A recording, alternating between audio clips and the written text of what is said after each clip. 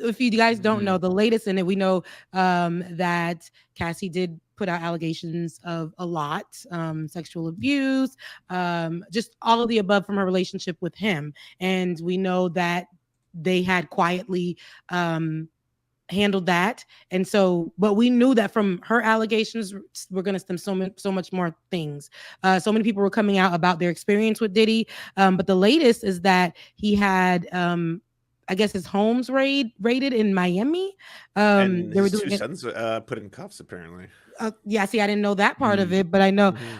So the federal agents raided his multi-million-dollar homes, not just one in Miami and Los Angeles. A few days ago on March 25th, they said that firearms were found at both properties. Additionally, Homeland Security investigations seized Combs' phones in Miami before he was scheduled to depart for a trip to the Bahamas. So while the investigation is ongoing, a source close to... the private jet went to Cape Verde instead, right? Yeah, but so he went somewhere else instead. He was stuck at the airport. He was seen pacing outside, that you can see in video. Oh, okay, because I saw that video. Okay. So, they said that the raid was connected to allegations of sex trafficking, sexual assault, and solicitation and distribution of illegal narcotics and firearms. 3 women and 1 man had been interviewed related to these allegations. So the thing is, as well, they even said that his ex, Young Miami, Carisha, from the group City Girls, she is one half of the group City Girls, and they said that in some of the documents, allegedly, that he had her transport pink cocaine to wherever he was. So other people were involved too. So there are other people named in the documentation. I didn't even know there was a person named Pink Cocaine. I thought you were about to tell me about a drug of some there's sort. a drug. Carisha, Young Miami. She transported actual, because they say he got to make the cocaine pink. He can't. He just like he has to just. They're like he's just so. It's just too much. But pink cocaine. I don't know if that's a special type of cocaine. I don't know. It's the coloring of the. cocaine. It is. I'm really confused. You tried it? It's incredibly well. It's yes. I'm here to tell you all about pink cocaine. Oh yes, it's really popular in South and Central America right now, and apparently it's not cocaine. It's something else like 2CB or it's something else. But it's like it's blowing up in the West now. It's like another drug that's suddenly becoming a big thing, especially amongst celebrities. Like. Yeah, it's like the champagne cocaine. Yeah. If this brings down Carisha too, I'm gonna be even more fucking pissed at Diddy. Yeah, because I'm like, she was pretty young being with this man, and even with the history with Cassie, she got with him and she was with him for 10 years. So since she was in her 20s up until her 30s, she was with him. And the same thing I feel like could have happened to Carisha. And he dated even for a short period of time Lori Harvey, who dated his son for a short period of time. Oh my God. So I think he has a thing for younger girls. I think it's a control thing. I do believe that there may be, and this is my opinion, there may be some truths to how he is with women, abusive, all of the above, what these people are saying. Torre was on an interview with Joy Reid, the interviewer, the journalist Torre, if you guys know him. He was on an interview with Joy Reid, and he said he had a family member that was looking for a internship. He called Diddy up. Diddy said, sure thing, let him, definitely could work for me. After about 3 months, he says that his family member no longer worked for Diddy. And then he began to say, he asked them why finally, and apparently it was a male, and he said, Diddy asked me to go home with him or the internship was over. And clearly the internship was over. And this is, again, allegations. This is from Torre's interview with Joy Reid on the Readout. So a lot of people are coming out to speak out now. Some people are saying, well, why now? Why are they speaking up now? I think, again, it's a power dynamic. If somebody is super powerful, I'm pretty sure that in that time, threats were made, all of the above. Quincy, his adopted son, who was with his ex Kim Porter, whose father is actually Albie Shore. Albie Shore took to online and was, saying, hey, son, it's time to come home. I don't know, son about 30 years old. I don't know the dynamics from the 30-year-old gap, but something could have been going on there. Don't know. But yeah, everybody is kind of like speaking up now. And it's so much. The rabbit holes are crazy. I read one woman who worked with him was saying all the people who were putting out tell-alls were silenced in some way, shape, or form.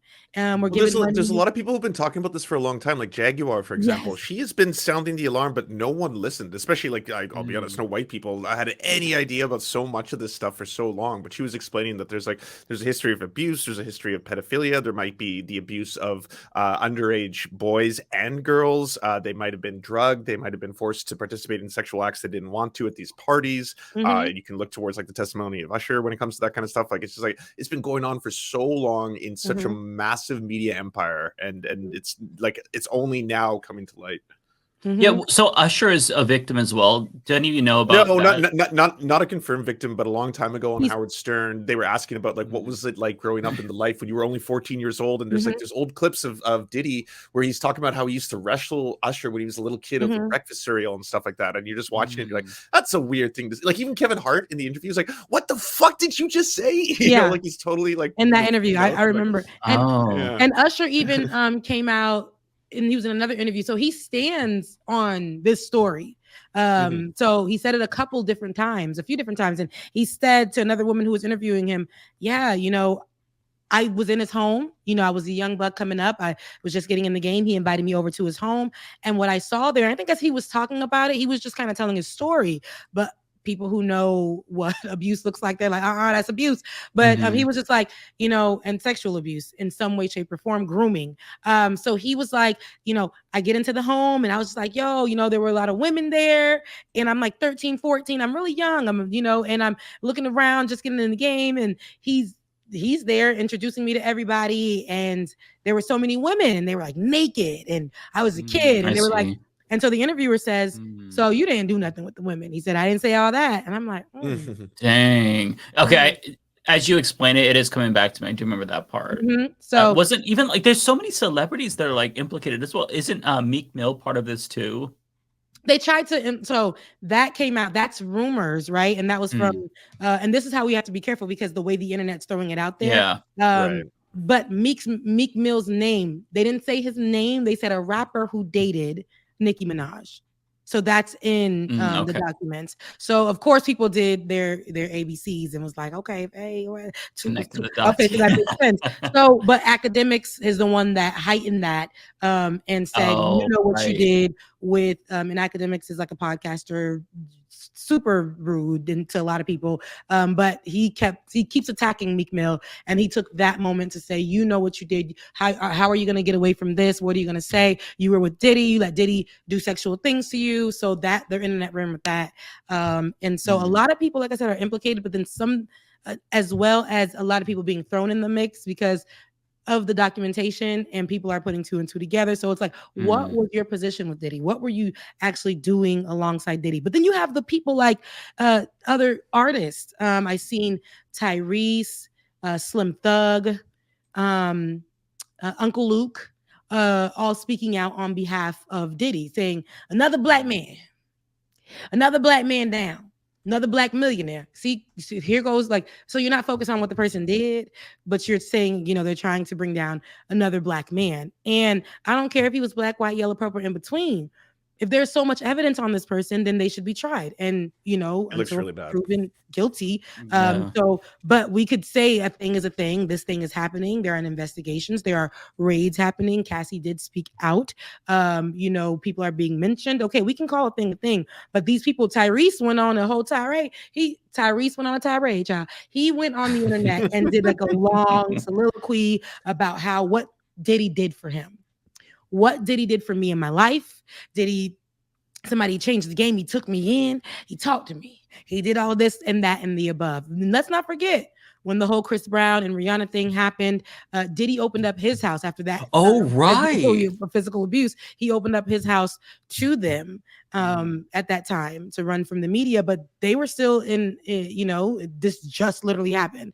So I don't know if Diddy is that man that Tyrese want to paint him as, but they're online really speaking for him and trying to, my thing is, we talked about this on the show, bad people people that we love can do bad things, and Mhm. bad people can do good things. Like that doesn't take away from them being like, you know, and I'm a firm believer in forgiveness, but when you're that nasty, when you're that dirty, I don't know if you can get in, I don't know if there's no clean, like you were evil to people. There's so many accounts of how you and were destroyed a lot of lives along the way. yes, Right? sexual Yeah. abuse, like threatening people. What's his name? That Mhm. rapper that came out and said, I was talking to Cassie briefly. This is in, you know, documentation too. I was talking to Cassie. What's his damn name? The rapper. He said he was talking to Cassie. Was it Kid Cudi? Kid Cudi. And he said, I was threatened when I was dating her, and I was told that something like they'll blow up my house, whatever, something like that. And he said he looked out the door, and I think his car blew up. He confirmed this himself, and nobody did anything with it. He said this himself. So, and it seems like, based on what like Torre said, like he was pretty brazen. If like he groomed or was trying to groom Torre's nephew or whatever, like in a 3-month period, like that's just. I mean, if you're bringing in people and you're already trying to sexually exploit them or whatever was being alleged there, like it seems like he wasn't really trying to hide it. It was like an open secret. But the people like Tyrese, it's probably like, well, he didn't do it to me and I didn't witness it, so I can't imagine that this was actually going on. But just because you didn't see it and he was good to you doesn't mean that he wasn't bad to other people. Yeah. Like, you have to be able to differentiate between that. Yes. Yeah. And if so many people are saying this happened, and I mean, I think we can kind of just be like, okay, this possibly happened. So let's see what the courts are going to say. Let's see what's going to come out. You know, let's not just tell the victims that they're all liars.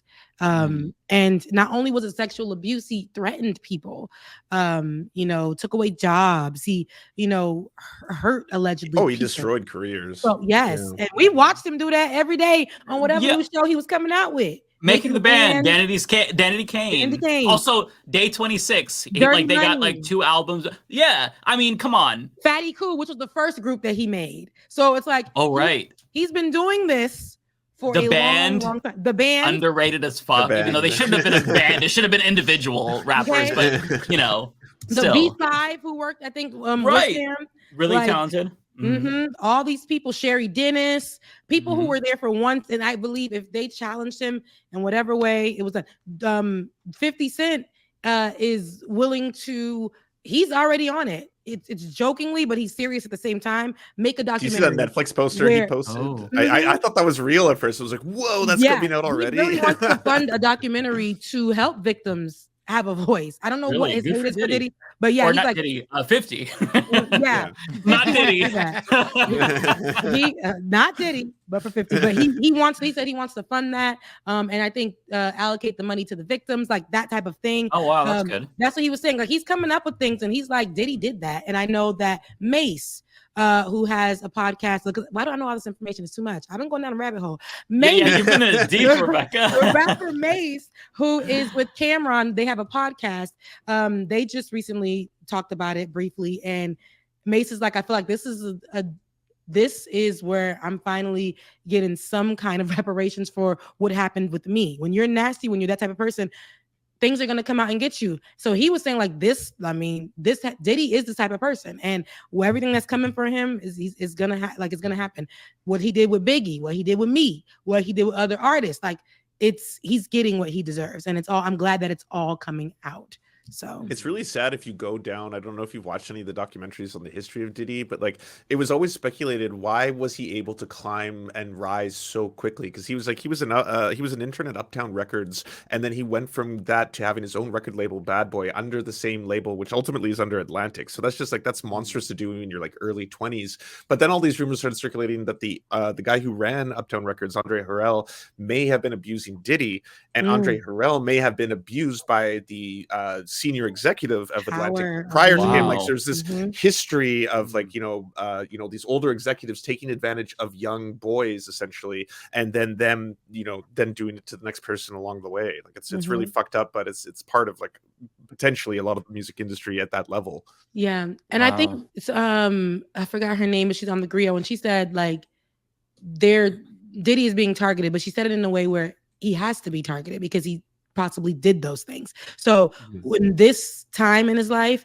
they need to target him. They need to let him know we're on to you. We're watching you. Like Harvey Weinstein, R. Kelly, all these people were targeted as investigations were underway, and they just kept living their life. They kept dropping music. They kept being on the scene. They kept throwing parties, all of these things. And yeah, they need to know that you are a target, because when stuff hits the fan, you're probably going to be right there with Harvey Weinstein and R. Kelly. Y'all going to have to, it's just going to be what it is. You did all of this to people, and you used your power to abuse people, to fear into people, to threaten people, to take away careers, people's livelihoods. And so at this point, yeah, you're being targeted. People are onto you, and the feds are going to get you each which way. So the conspiracy theorist Slim Thug, who is a rapper out of Texas, he was saying, was it Uncle Luke? It was Uncle Luke. He said, he done sued. I think the brand is called Deleon, the drink that he was promoting. He's like, he done sued them, and ever since, that man down. See, he had the audacity to sue them, and ever since, they had been after him since. And I'm like, that's such a stupid theory, though. Cassie said what she said, and I believe she even knew. She was like, she even said, you're gonna get what's coming to you, like regardless. They quietly settled, and the world already knew. The information was already out, and here we go. Everybody's like, it happened to me too. But so is he in America? Is he in that's what I was gonna ask. No, I think they said he did a video from his location, like kind of showed himself.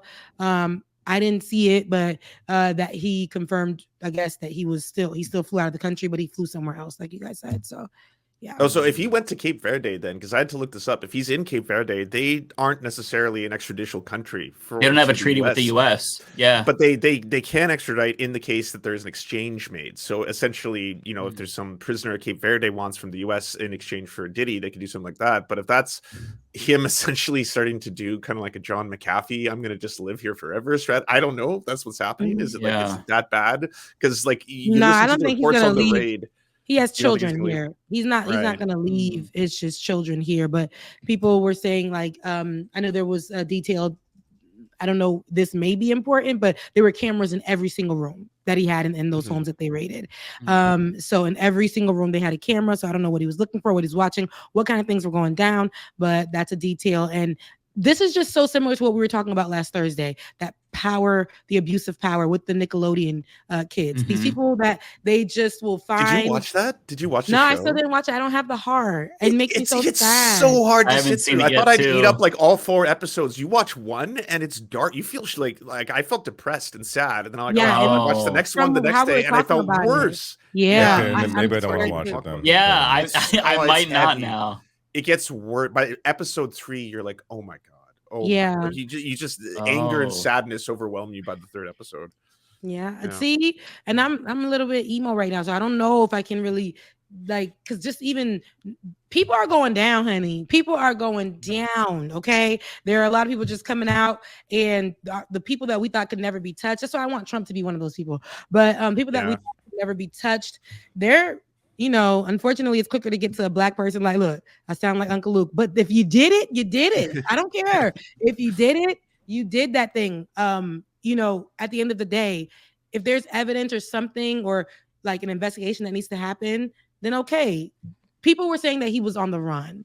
I don't think he was on the run. I just think that, I don't even think he expected for those homes to be raided when he was heading on vacation. But it happened. Apparently, that district attorney is notorious for they won't do something like that unless they have a case that's beyond rock solid before they would take that step. So, like every lawyer I've heard talk about it has been like, "This is bad. This does not happen unless you're fucked. Like you have to be fucked for them to be taking this step." Yeah.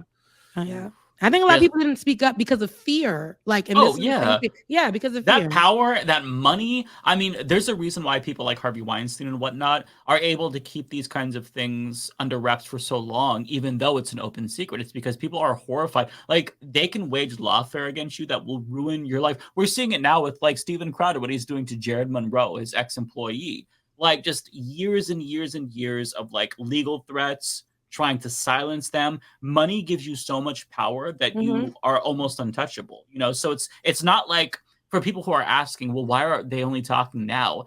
I mean, it's because one person talked, and it kind of takes like a little crack for the dam to burst. If Cassie was afraid to talk, like she did her lawsuit and then she like, I think she withdrew it. You know, if she's afraid, somebody who's actually famous, then imagine what somebody who has no power, no clout whatsoever, you know, would feel. They also protect one another inside the industry, right? Like, I hate to keep jumping back and forth, but in the Nickelodeon story and content warning for anyone, but like it's shocking to discover that there's not like one but two like convicted pedophiles who were working in the same like, you know, TV studio. And people kind of knew is the fucked up thing about all this, right? And it's like one thing if you have one convicted pedophile who like you know molested some children, but two amongst your staff who were just there and like fucking like, so clearly someone is basically covering for someone else or hiding for someone else, because this shit just seems to be like a prolific problem that keeps happening. Like.